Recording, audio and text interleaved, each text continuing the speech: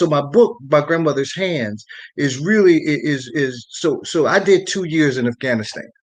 Um and You said in working with Afghanistan? yeah. I was a trauma therapist in Afghanistan for 2 years. Um, and I was working with military contractors. People, what a lot of people don't know is that a lot of military civilian contractors are over there in Afghanistan doing the work. On the military bases, how food and stuff gets on and off the bases, how garbage get on and off the bases, the logistic stuff, that's run by civilians, people like me and you, right?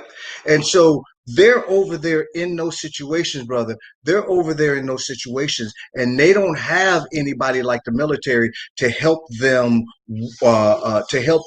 deal with rockets coming into the camp, suicide, people with suicide vests on, the rapes and all of that different type of stuff. They don't have nobody helping them. So my job was to help people work through that stuff. And so in the meantime of doing that, I end up getting traumatized in that piece.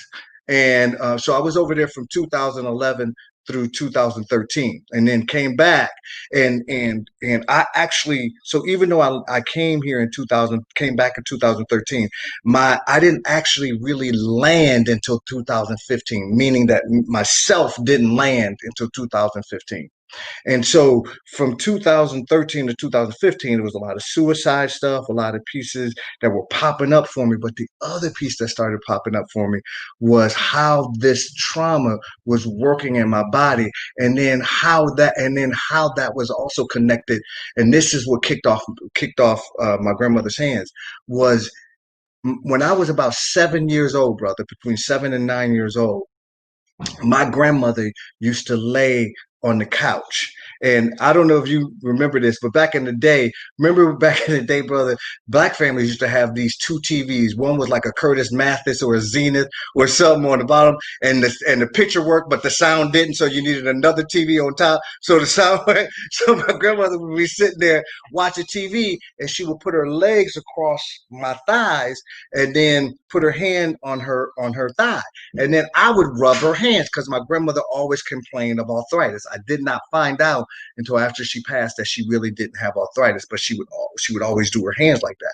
So I was rubbing her hands, brother. And my grandmother was a small woman, but she had these thick palms, these thick hands, right? Just thick on the outside and thick in the inside, right? Just like manly looking hands. And so I would be rubbing her hand. My grandmother could run a dishwater. She could run piping hot water in the dishwater and then tell us to go and wash the dishes. We'd be like, "Oh, that's too hot." And she go, "Ain't nothing wrong with this water," right? And so when I was rubbing my grandmother's hands, I was comparing her to mine, and I said, "Grandma, why your hands like that? Why your hands so fat?" And without missing a beat, my man, she said to me, she said, "Oh boy, that's from picking cotton." And I was like, "What?" And she said, "Yeah." And then she turned to me, man. This is what I mean by I learned from what my people recoiled from and leaned into. She turned to me and she goes, "Boy, you ever seen the cotton plant? A cotton plant got these birds in it, these things that stick out right in the cotton down in it." She goes, "I was walking up and down them roads since I was 4 years old. When I was walking up and down them roads, you stick your hands in them. When you that young, it rips your hands up. And until your hands develop them calluses," that's the way she talking to me, man. And my little nervous system is like, I don't know what that is, but I know I need to pay attention to that, right? And I had no place to put it, man. And I didn't, brother, I did not remember that story again until I started writing my book at 50, right? That's when I remembered that story. And I was like, "Oh, that was the trauma showing up in my grandmother's body that had never got dealt with, and it showed up in her hands." That's why the book is called that. It's because of that, and I use that theme in terms of how trauma shows up in the body.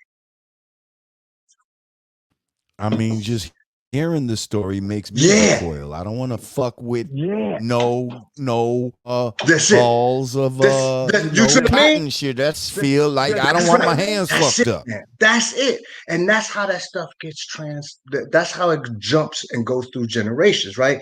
Is that until I remembered and started putting this together, man, it was just a gnawing, like, why did grandma act like that? And why did that, right? And I could have looked at that and said, that's her personality.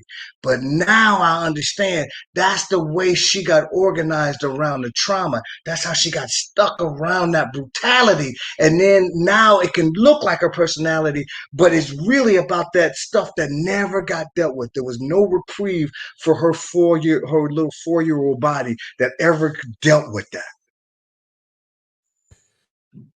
So what do we as original people, brother. What do we need to do to heal our trauma? Yeah. You know, we talked about what the white people can do, but this is a B1 spill. We have to worry about ourselves first. What can we do to heal our own, our trauma that was inflicted on us, as well as our self-inflicted trauma? Exactly, brother.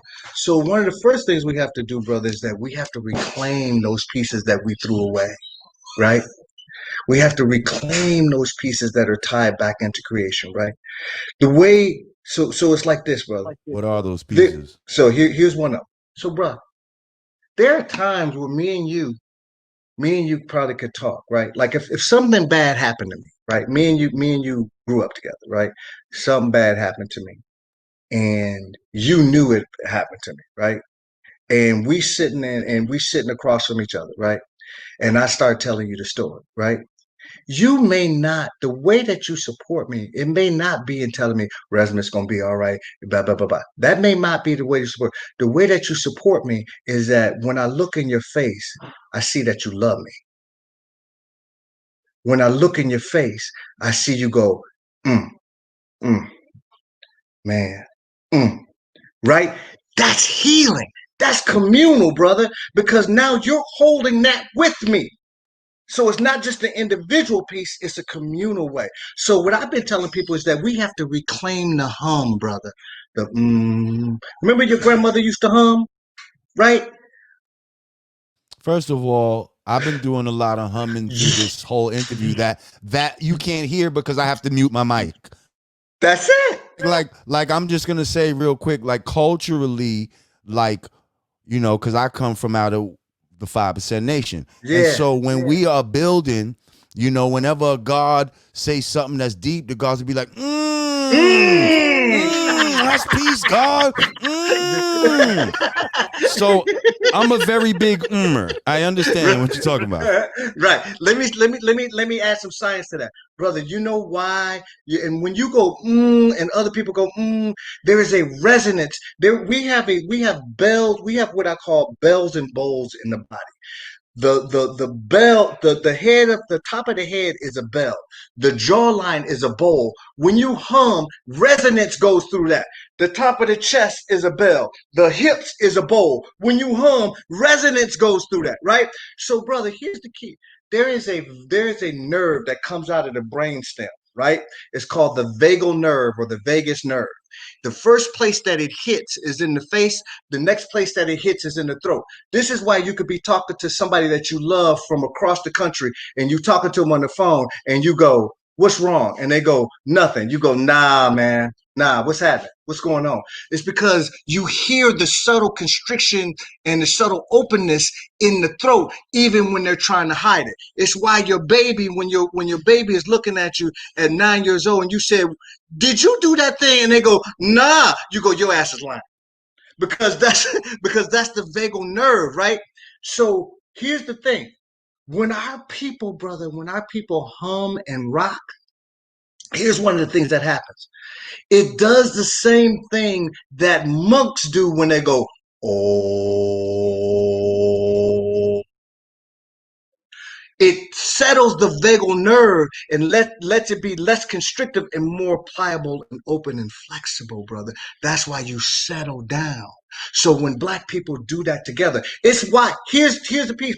It's why in church the call and response, the that stuff, that's all based on the vagal nerve stuff. Our people see when creation decided it was going to create. This is the way that I think about things, though.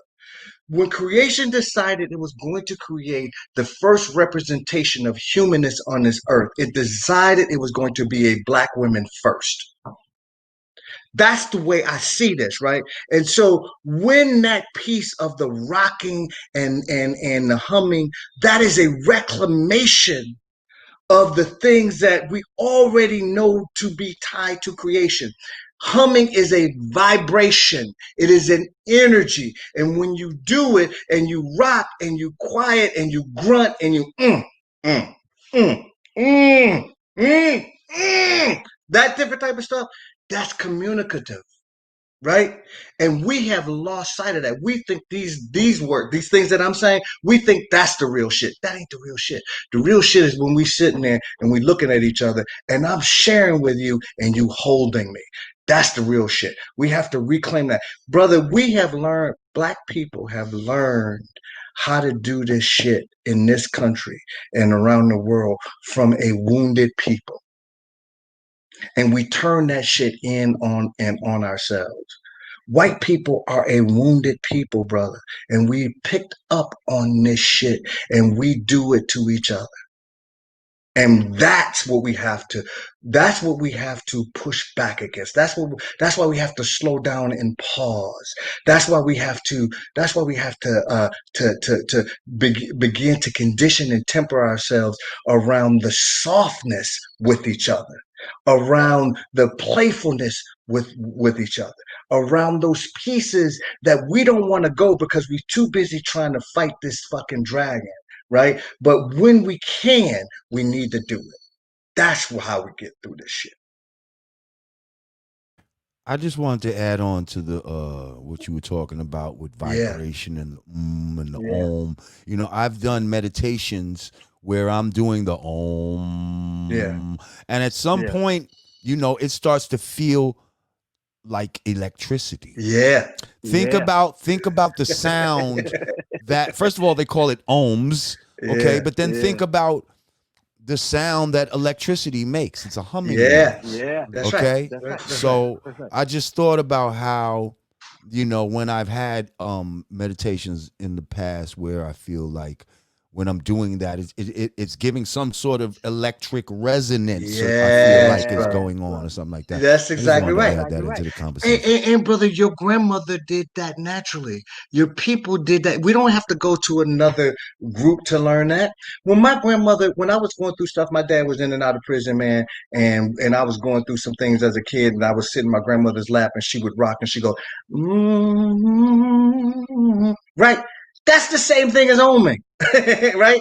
And when my ear is to her chest and she doing that, the vibration is going through me and I'm aligning with her nervous system. My nervous system is aligning with her nervous system. It's those pieces, brother. We naturally know this stuff. We have to go about the business of reclaiming it.